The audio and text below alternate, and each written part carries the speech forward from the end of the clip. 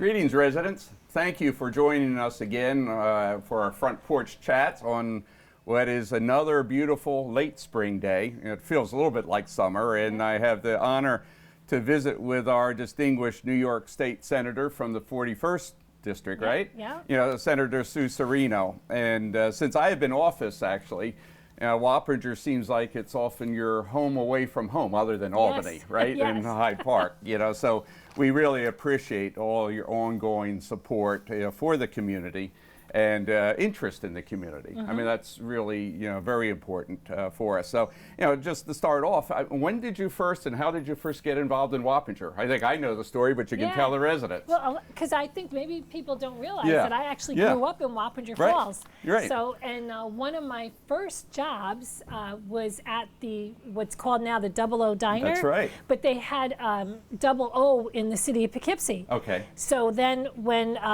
Double O Diner here, the restaurant was actually Majestic Restaurant, and I worked there many years ago. Right. So yeah, we won't ask how many. But it's interesting to maybe see. Maybe 10. When you're young. No, but you know what? Younger. That's another part people don't realize. I worked as a waitress and manager into my 30s. Yeah. So it really gives you that hands-on and working with the public. And, it's good training. And I think and it's certainly. I think we've been fortunate with our several representatives, from here. I'm not talking about legislature because they're all homebred as well, but who have a special interest and connection. It's like Kieran, right, and Marcus and so forth. And so we really do, appreciate that very much. And also, we'll talk about it a little bit later. You're a small business person, has run small businesses and knows what people are going through today. So. What we've been doing during our conversations is talking about several different things of interest. Usually, I start off and will today with COVID-19 since it's still very much on our minds and needs to be. All right, and then I think talking about supporting Wappinger and Dutchess County small businesses, which is really at our heart, your heart, and trying to help out. And there's still so much more that can be done.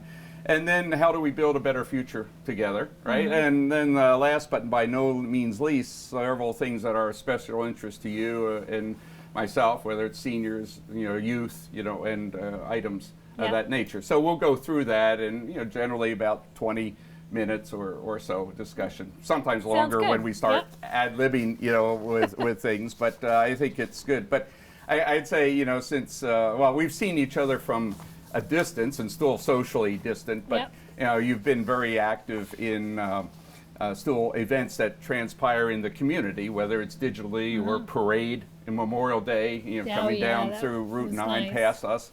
And boy, what a difference 3+ months, 111 or 112 days, I think, since we firmly went into pause, New York pause. It sure made a big difference in our lives, I think, Sue. And of course, a huge difference in your life, started back in December. Oh, yeah. When you seriously, broke your ankle. I had one similar, like walking your dog, and an accident. But we're all very happy to see that she's recovered.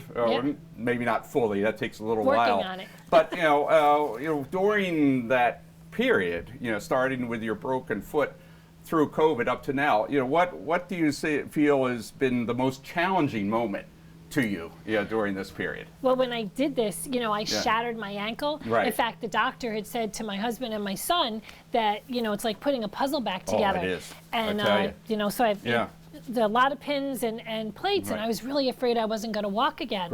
And then going home, I live in a 2-story house like you do, right? So my bedroom was upstairs, so I had to get a hospital bed. I couldn't go up the stairs, so we had to move my clothes downstairs in a ramp, and couldn't walk. So the wheelchair, the cart that I was on, it was a lot of adjustment. And I realized I'm fortunate because I have family around me, and I thought about like seniors, because so often they fall. Exactly. What would they do in that situation? You'd have to have somebody coming in and taking care of you.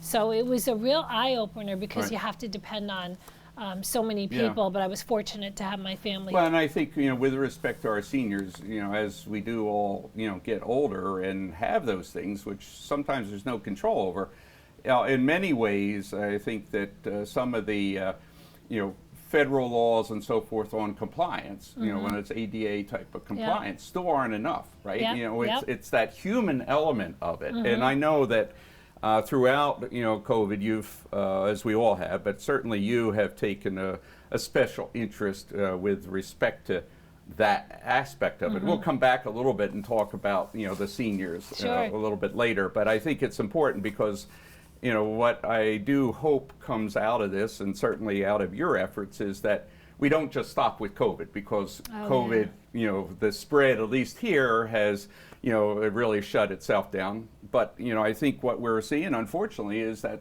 there continue to be many more spikes. You know, you know, very much concerned about what's happening along Interstate Highway, you know, 10, you know, which I refer to now as the freeway spread. You know, you're seeing it go from California to, you know, from Florida through, you know, and if you look at the states that are getting hard hit, and then up to Washington, you know, because 10 is the longest interstate in the country, and it covers almost more states than any other, which when I was looking it up, you know, because I heard the news on CBS.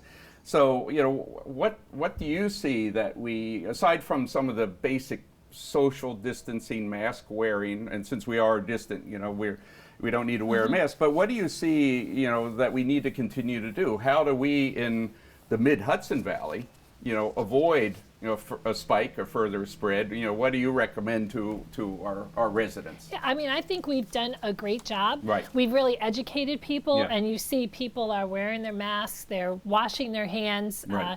You know, it went on for a long time that we were doing this, and you know, when you talk about like even some of the businesses, people say essential, non-essential, and I don't know about you, Dick, but I think every business is essential, right? And we've kind of taken that approach in town, you know, of Wappinger, right? You know, and you know, actually throughout the whole period of time, well, many people were working from home. We viewed it all as essential, you know, work, because we have a small number, as most, you know, governments do. You know, at least local municipalities. You know, federal government is an exception. So that's what we've done, and you know, we've, you know, followed a plan to allow them now to start coming to town hall. But go ahead, you know, some other, you know, key points you think I think the safety, we've got that down pat, you know, because we are a commuter area too. When you think about people coming from New York City to come up here, to go up further up New York, and you know, we are a stopping point for people. But I think we've done a great job with knowing how to protect ourselves. With the businesses, you know, I think what was frustrating to me is like, and you've heard this too, I'm sure, hundreds and hundreds of people could go into Walmart, but you could have a framing shop, as an example, a mom and pop shop, right? That you couldn't have one or two people come in. I mean, I understand when it first happened, because we were panicked. I think everybody was. I know I was fearful. First person I thought about was my mom and my mother-in-law, and protecting them. And staying home, and we all did that as good citizens. We practiced safety. But then it got to be 2 months down the road when we thought we were going to start opening, and I think I would have liked to have seen, like, because I think one of your questions in here is like, going forward, what did we learn? And maybe that's to have local, regional task force, that you have local, like nobody knows your area like you do, right? When you're an elected official, that's your area. You've talked to so many people every day. And I think if we had some more regional task force that said, hey, you know what? Look, we have these small shops. They should be open, because I'm really sad about so many of the places that are going to have to close. And I think you mentioned that. Even in and we, you know, myself, Joey Cavazzini, who is our legislature from, what was the district, 15 or 17? 15. You know, I tried to get all these numbers, 41, 15, height, you know. But, you know, I believe very strongly that we need to do what you're saying. I think that task force idea is excellent, but on an ongoing basis, because this isn't over, or there'll be the next one, right? Unfortunately. So I think we need to be looking at, so we're better prepared the next time. Hopefully it's not for a while, but to help the businesses. I mean, we were working closely with a group that you know of called Wappinger Rises out in the village, you know, to do just that, and to try to get, and then in fact, as I think you know, we had a lot of input, particularly from the town, into Marcus, and he's very responsive. You know, took ideas. You know, as we came up, we had a reopening plan. I gave it to him. He built it into his county reopening plan. We drafted, I forget how many pages of protocols and guidelines, 11, 12 for reopening. Yeah. So that's gone into, but even the small businesses. But I think we have to continue, just because in a sense the numbers are down, you know, the businesses are also down, yes. right? And Yep. so I think that's the key thing for us to do. And so whatever you can do, certainly not just your office, because you are very involved, but in Albany, you know, to help, Yep. you know, with that effort, I think is very important. But when you look at local government, right, what is it, what's say the number one lesson that you think that we should learn from this, aside from being better prepared the next time around? I mean, that this stuff does happen, right? Right. And I think Right. we will be better prepared. Yeah. But I think protecting our small businesses, they are the fabric of our community. You know, so one of the things that I'm doing is the New York Business COVID-19 grant protection Right. program, Right. which is going to be great Yeah. because so is this we the got new billions of dollars. legislation you're Yeah. proposing? So why don't you talk about the Sure. legislation, and Oh, that yeah. fits right Yep. into the next topic. So Okay, great. Go ahead, because I saw that and was excited that you were going to be here, you know, today, because you had just recently announced this new legislation. So Yes. discuss it, take the opportunity, We- and then how can we, you know, myself and our, you know, elected officials, but also the businessmen and women help you? Yep. We've got billions of dollars right from the federal government Right. with all of this, and there's money there that could actually help our small businesses because think about it, they had to close. Yeah. Now they have to open, but they Right. have to open under other guidelines. Yep. Whoops. So That's they all have right. so they have to, you know, if you're a Don't worry. restaurant, maybe you're putting We'll get it. plexiglass Yeah, in. that's you, right. You have to buy the hand sanitizer. Right. It could be technological things, training your employees, Right. and at a time when they didn't have money coming in. Yeah. So these grant programs would help facilitate and pay for that. And I Right. think that's so important because so many of our businesses are Yeah. suffering. And I think that that would be very helpful Well, to them. and I think that another aspect of that, you know, it's the outreach to Yep. the community, because as you know, a lot of people, you know, a lot of their former patrons are still hesitant to go to dine publicly, Yeah, for example, or right. to go buy something in a local retail operation because they're afraid Mm-hmm. of this. And so I think that, you know, a program that also helps people realize that, you know, a business A, B, C, they've put into place, as almost all of them have, a number of PPE protections and Yes. temperature and so forth. And so what we had discussed before is almost like a certified program Mm-hmm. that would let the public know that these businesses have or are in the process of looking after their health, you know, Oh. safety and welfare. So something that also helps that news get out. Sure, You know, and our Chamber of yeah. Commerce, And and I I have think- to say, Frank yeah. Costello, Oh, yes. you know, normally Yeah. you pay to belong to our chamber, right? Right. There's so many businesses that belong, but they actually allowed all businesses to come on Right. and listen to what was going on. They had great interaction, and they were really listening to the community. Yeah. I always say on a state level, like I'm a facilitator, right? Right, yep, More, that's right, so, that's you know, what when you're happens. locally, Yeah. you're hands-on too. Right.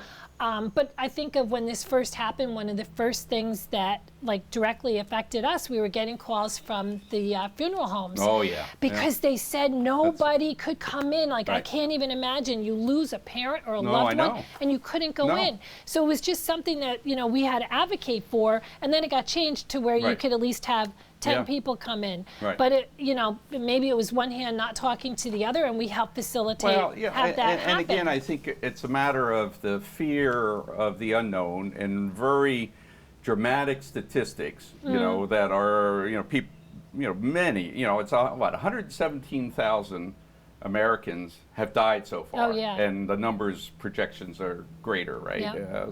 And, you know, so it's a very horrific thing when you're looking at that fear factor. So people tend to overreact when you go through something the first time. You know, but I think that when, you know, for our, you know, there's probably not a family, you know, that hasn't been impacted. You know, my mother-in-law died, you know, a month ago, not directly from COVID, but so from sorry. depression and the fact that couldn't get together with family. And by Yeah. this time each year, she was living up here with us rather than my brother-in-law. She was down in northern New Jersey. So she died of a stroke, and I think from That's worry and sad. so forth. But the same thing, we couldn't go attend the funeral. It had to be Yeah. a virtual, you know, one, Yeah. which doesn't help. And then we couldn't, she is a Buddhist believer, and so we had her ashes, and it wasn't until just on Monday, 1 month later, we were able to get her ashes interred at, Carmel. And under the Chinese, you're still trapped physically in the world until you get into the Buddhist temple, right? Yeah. So they were very kind to allow, myself, my wife, my brother-in-law, and his wife, to go up there, take the ashes. So that's the first time we had re-met my mother-in-law. And so I can only imagine, it's like when Marcus loses his dad and things of that nature. So very, very tough. And I think hopefully we'll learn, more about this so that we don't have to have such a dramatic reaction. But I think it was necessary in order to pound home for the key beginning, messages, absolutely. right? At like the those, beginning. That at the beginning, definitely. Right. We did a great job. I commend our community for doing an awesome job. Yeah. They listened, and I think then they got frustrated because it went on. It went on too long where they felt like, now we can be safe because we know how to be, and we should be able to start opening. That's right. With the seniors, our heart breaks for them because they had to be isolated. I look at I bring my mother and my mother-in-law. We were going and doing like a little porch visit from outside. Yeah. It's not the same. It's very difficult. No. I mean, I would do Zoom meetings, or we'd call them every other week, and so forth. But it's not the same. No, right? and our staff is calling seniors now just to check in and see how they're doing. Yeah. Seniors what we've been doing. Right, seniors grew up in a time when they never asked for help at all. And this is a time, like I think for our message too today, is that they need to know that they can reach out to us. It was interesting too to see how many people that normally don't interact with government. Right. I used to be one of those people. Right? Sure, we all were. We found that there were so many people because of the unemployment issue that reached out to us, and like hundreds and hundreds of people every single week. We still have people that are not getting any money from March. That's right. Yeah. They've fallen through the cracks, and we've been working with them. There were 3,000 people that were taken from other state offices and had to learn like 6 weeks of training in 3 days. And it was opened up to, business owners and independent contractors, which was great, but that was all different. Nobody was used to that. That's right. So, and so many people, when you have that sort of situation, these are new people you're not familiar with, you're leery, you don't know background and everything else. You hear so much. And they tried. Negative. They definitely worked very hard. But it was good that each of our offices was given somebody to work with through the Department of Labor. And, but my whole team has been working 7 days a week. All hours of the day and night. One day, you've been great. Greg Carly, one day melds into the next. So, we've been going through a lot of challenges. We've been talking about several, how we are very responsive, understanding, and try to help out our citizens from the COVID experience and other related things. But also our society is going through a major challenge, with respect to certain social systemic issues that, people have been protesting about. It's been, 26 days ago. Hard to believe, when George Floyd was murdered, and I think that from your perspective, I mean, your father was an immigrant, and I'm sure when he came to this country, just like my wife's family's from Asia, they faced a number of challenges related to their background, their upbringing, their education, and it hasn't been easy for them at different times. And in other areas, and I think this area has been much more receptive, but we're going through a sea change, I think, and it's probably long overdue. I mean, as a young student, I also was in Washington and doing protests and things of that nature. How do you see the county and Wappinger addressing some of this so we can make sure there's a greater equality, and you always talk about the American dream, and quite honestly, but unfortunately a lot of people don't share that same dream. But what can we do, going forward? Well, I think this is about awareness, and really there's an awareness in our country like never before. And we were very fortunate in our district. I went to the prayer walk, and then there was also the prayer service at the church in the city of Poughkeepsie. And it was absolutely beautiful, and it was about bringing people together. And I think everybody did a really great job. We're very, very fortunate in our community. And even like with our law enforcement, the sheriff's department, the de-escalation program, and many people know because I talk about this. I lost my brother to suicide. But what people don't know is there was a point in time when he'd escaped from wherever, like we brought him to the, it was St. Francis Hospital at the time. I actually had to call the police, and it was going to be like a sting to take him down. We all know how bad that could have gone. But our law enforcement is so well trained, and my brother was a bodybuilder, and he was 6'8". He's a big dude, right? And they were able to handle him in a really respectful, careful way. And I think that's important. Like I love what our sheriff's department does, and they're federally accredited. I think we could be a model for the country. Well, and in fact, even with that being the case, I know that the sheriff and our county executive do plan on doing the study. You know, I've been invited to participate because, as you know, we don't have a police force. And in fact, I think it has really benefited our community, and we've relied on the sheriffs and to some degree the state police, who are very well trained, and you know, so we'll be involved in that review process, which I think is good. I've always believed, and I think that many presidents, and especially like Thomas Jefferson, it's always good to review and to reevaluate things from time to time, and this is very important because I believe there is no system out there that doesn't have its problems, its challenges. Even at the board level, you know, we're going to be starting to look at some things. I have a formal proposal, you know, before the board on this agenda Monday, where we're taking what was an old, antiquated conservation advisory council that was never followed here. Some places did, but I'm changing it to what I call, the Safety, Health, and Environment Advisory Council. That will also look at quality of life. You know, it includes this. It looks at the safety of the community environment, not just from a quality, but an overall, perspective of how does our environment as a group of people act. So that's going to be on the proposal to take what is an existing chapter, but to modify it, reform it so that it can be a living and breathing thing, and then we get, people involved. So I think there's a lot of things that every community can be doing, going forward to help,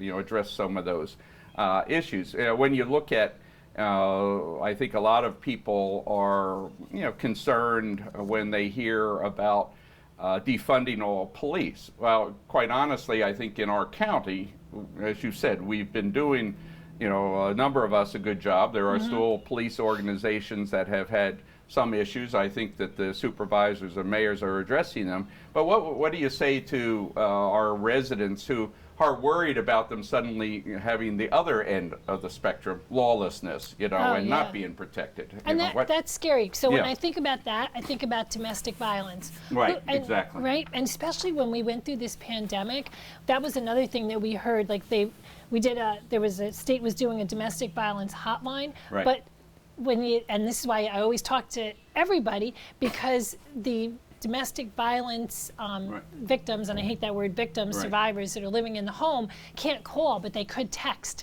So we were instrumental in getting that program set up. And I think right now, like for us as leadership, we need to listen. So often leaders just want to talk, but we need to listen to the community and what they have to say for some ideas. Sure. That's really important. And another area of your concern, many, but I think one that you've taken a strong, proactive position on is also mental health, right? Oh, absolutely. How all these factors affect. And yes, racism, social injustice, all that affects it, but every age. And you've been very active. Maybe you can share some things with the residents on what they can be doing if they feel they have a mental health issue. Oh, yeah. And we're lucky in the county here and the state too, but there's hotlines that people can call. I know our office has been doing a great job, like I said, with reaching out to seniors, but I think about the kids. Like I've been talking to a lot of teachers. I was on different panels with students that had to really adjust now and stay home, and that's very difficult. And think about the parents now that are also trying to help schooling their children. Right. Never did that before. No. They're working from home. They're all together. Everybody there's some kind of a mental health component to this. And we've always had an issue, even in our schools. We don't have enough mental health services. I've been advocating for it for years. My brother, I watched him as he grew up between being bullied and then how that affected his life later on. Even though like he would come in, he was a good-looking guy, smile on his face, and you thought not a care in the world, but that lived with him, that stayed with him. So this is something that I'm very fearful with the kids. Like we need to be able to address this problem, and with our seniors too. Our veterans, right? Dick, this is something that we talk about with our... So, talk about that. I mean, we've, the town, I think we have over 20 different elements that are related to our veterans and recognizing, whether it's a park, a memorial, it's a program. But the latest one that Senator Serino and Assemblyman Kieran Lawler, were able to help in is related to designating Route 9 that goes through the town as a Veterans Memorial Highway. Why don't you talk a little bit about that? And again, thank you very much. No, it's the first time I've seen you since we've done that, but we don't want to stop there. I think we want to go further. We have a vision, and then I'll let you talk, of putting in sidewalks along Route 9. As you know, the town has few sidewalks. The village has them. But our vets that are disabled or our seniors, they have no place to walk safely, freely. Of course, we don't. It's one of the ugliest stretches of our area along Route 9, but we want to make it more suitable, hospitable to our seniors and vets. Also, we need crossing walks. So that's one of the initiatives. But talk about the veterans. No, I think the Veterans Highway, like that was awesome. I did something similar in Hyde Park years ago when I was on the legislature. But this is so important because it brings to mind, like when you see the Veterans Highway, you think about our veterans and we acknowledge them. Like every year we have to fight for the funding for the Dwyer program. And think about what's going on right now. Like we always tell our veterans we don't want them to be isolated, but now they have to be isolated. So that money, it's a peer-to-peer program, because a veteran isn't going to just come and talk to me. They're going to want to talk to another veteran. And it's only $185,000, and I shouldn't even say only, because we get the most bang for the buck with every dollar that we receive. And unfortunately, the governor takes it out of his budget, and the veterans have to schlep up there every year. Older guys that come up, and we do get it back in, which is great. But it's very important, and I think we have to support our veterans. So, for us, you talk about, the various barriers for folks. We think that, unfortunately, Route 9 does serve as a barrier because we have a lot of veterans, of course, seniors also in the village portion on the both sides of the road. So, if there's anything that you can do to help us, we'll be putting in for grants and other programs to make that more hospitable along Route 9. And I see the Veterans Memorial Highway designation and the banners and that go in there as really kind of the first step to bring the attention. I'm looking forward to the dedication. Yes, that's going to be great. Yeah, we are too. And we've gotten some of the businesses to participate. I'm sure we'll get some more, particularly also with respect to the entrances of the town. By the way, on business participation, I want to thank you for your role in the Thank You Thursday program that Randy Ross, under my direction, initiated. But I think you're one of the few, if only, elected officials other than our town that were actively involved. So I mean, that was much appreciated, and we're still benefiting from it. In fact, right now, we've put into a program that we're calling the Wappinger Unsung Heroes, where we have created a sign and nominations up to 100, and we're going, and they can put it on their lawn and do things like that. I do it, for every elected official, especially you, but I don't think that we're really, in a sense, entitled. That's part of our job to do that. But that's something, though, that Thank You Thursday really did impact a lot of people. And Randy Ross and Kevin did a great job with the Veterans Highway. It's about our community working together. And with regard to sidewalks. So right now we are advocating for the federal government. We need money to come to our local municipalities, and we're all advocating for those funds. Well, of course, the HEROES Act would do that if that was passed. I talked with Sean Patrick Maloney, our congressman, yeah. and I think Wappinger would stand to get about $13 million out yeah. of that if it was passed in its yeah. current form. But it's very important because infrastructure, as yes. you know, one of my big things, and we have 5-6 projects, is on sewer and water, and we need to do more with respect to that. The other memorial program that we have also is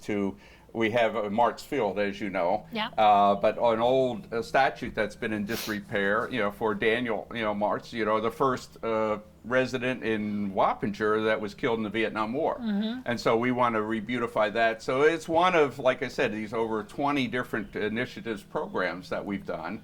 And, I created this Veterans Affairs Committee that Kevin heads up, and Randy's been very active, and they've been doing other things such as the rail trail, the beautification, yes. and yep. the monuments or the designated signs and so forth there. So that's one of the programs. Now the other one, related to seniors. So one of the things I'm not sure you're aware we're working on, but very well Carnwath. Yes. And yep. by the way, residents, this Saturday we're going to have the reopening of our sports museum. The sports museum at Dutchess County.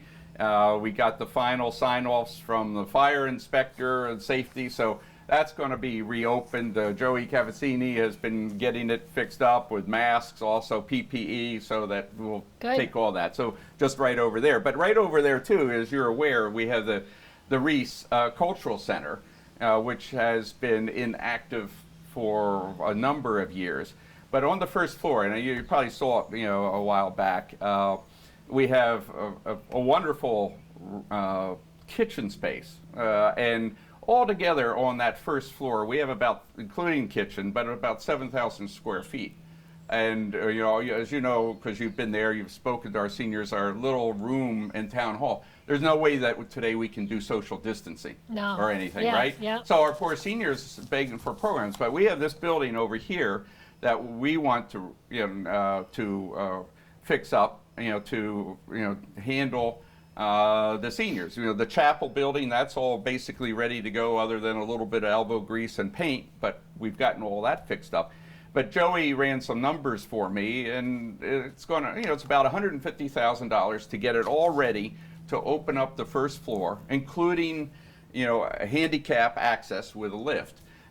So we could have about maybe 5,000 square feet of meeting space and room for seniors. That's a nice size. Which also we thinking, and I've talked with Nick D'Alessandro and Ozzy Albra that, it wouldn't have to be just for the town of Wappinger. We can do something there, because Yep. the county has their nice facility, Yep. but it's too far away, Yeah. from us. So, Right. so that's one of the things, and certainly if you can help us somehow, it's like, it's not a lot of money, but today it is a lot of money. Oh, yeah. And trying to The find governor's grant talked about that. programs, Yeah. but Yeah. we need to do something. These types of programs are for outreach with respect to, our residents who are continuing to suffer. Yeah. Our seniors continue to suffer, from that unfortunate, lockdown, shutdown, that we've gone through. So, the last but not least, one of the things that's at my heart, and again related to Wappinger, I don't think I've talked with you about it, but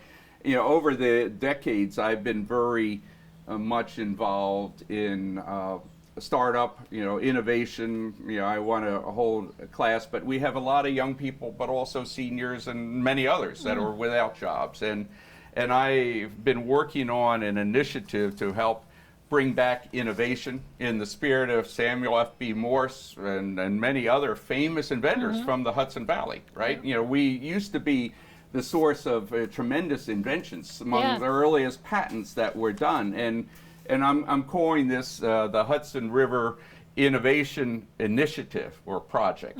And we have space here that we can use as somewhat of an incubator, but taken based on my knowledge and experience, a different approach than what have been some of the innovation centers that haven't really worked. So this is close to my heart, but here out in Carnwath, we can focus, of course, on a couple key areas: high-tech, organic, agricultural. We set up, we haven't yet finalized it, what we're calling Victory Garden. Even culture, arts, and movies, which is big with Dutchess tourism. This is an ideal spot, but we also have COSM, right up the road.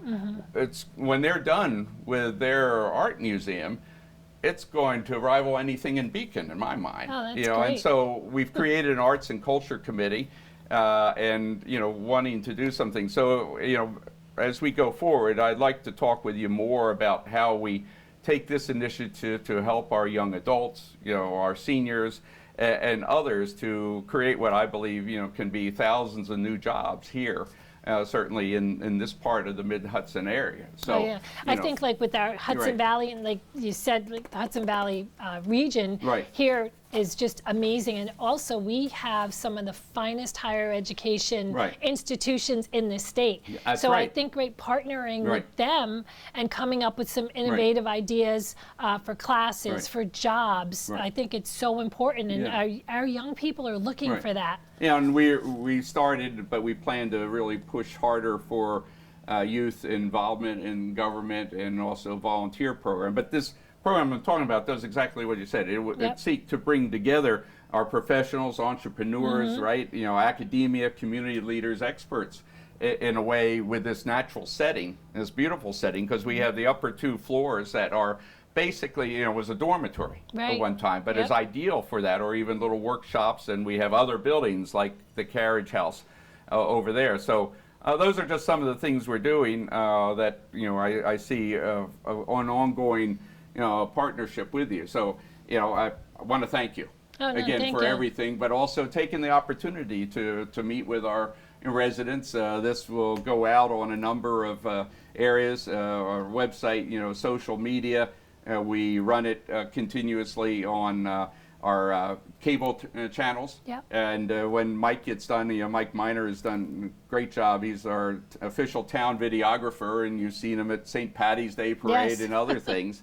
But when he gets it done, we'll also send it, you know, to you, Carly, as far as that, you know, goes. And feel free Great. to use it however you'd like to. So again, you know, thanks, Sue. Please stay safe, remain well, And I just, can I say yeah, something no, else? I was going to Oh, just say yeah. before we did it, you know, let you make some final comments. Yep, thank you. Because of our student corner Yes, that we do. that's right. Which is so much fun. I have a very young staff. One I forgot to mention, I had it in here. Yeah, no, I think. that's okay. So, I'm glad that you wanted to talk Yeah. about it. Because one of our staff came up with an idea, because this year, being that the kids had to be home, Right. they missed out, like 4th graders, on doing the tour of the Capitol. Ah. So we did a virtual tour of Oh, the Capitol, tremendous. which is on our website. And then we started a student corner, which Carly has done a lot of work on that and come up with different ideas about Yeah. ticks, and Yeah. and that's very important yeah, too. and we had so many topics I know, not to you talk know, about that. which is But if they go one to- for you and me. But yeah, If they go and to our I looked it up website- on on your site, you know, Yeah. and I really, if Carly's the one behind it, you know, in many ways. Thank you. I mean, Yeah, I she think it's helped, excellent. Yep, with everything, and Yeah. it's very informative, not just for students, but for children, or Right. for parents as well, Yeah. because you know a tick check a day will help keep absolutely. Lyme disease away. And I think with everybody, every age is outside right now, Yep. and I think that they really Yeah. need to be informed. Right. Education is the key to No, prevention. absolutely. Yeah. And So- we kept our parks open Yeah. throughout the whole crisis, right? Yeah, And, yes. But we had several times, I think, on these videos reminding people about ticks. And in fact, I got some criticism at first. They didn't understand what, but I dressed up in yeah. what I use on our property. You know, Yep. tightly woven material. You know, long sleeves. I very seldom wear a short sleeve. You know, boots and everything else to emphasize. You Yes. need to do that. You need to It's check. important. You know, I make my own homemade spray. Yep. You know, for it with eucalyptus, lemongrass, maybe sometimes lavender, and you know, knock on wood. You know, I've Yeah. been able to avoid it. But the check is Yes. so important. You know, Yes. anytime you go outside, when Oh, you come yeah. back in, you should check, because they'll go through. And the thing that people don't realize, they might wear socks, but unless it's the tightly woven and treated sock, they'll go right through it because Oh, they're yeah. so small. Yes. And I guess I just want to finish up by saying Yeah. thank you, and also telling the public if they have any issues, please don't hesitate to Right. reach out to our office. Right. It's 229-0106, whether you're a student, a senior, whoever. Right. We're here to help you. Yeah. Thank you, Sue. Thank you. Thank you very Thanks. much. Thank Thanks. you.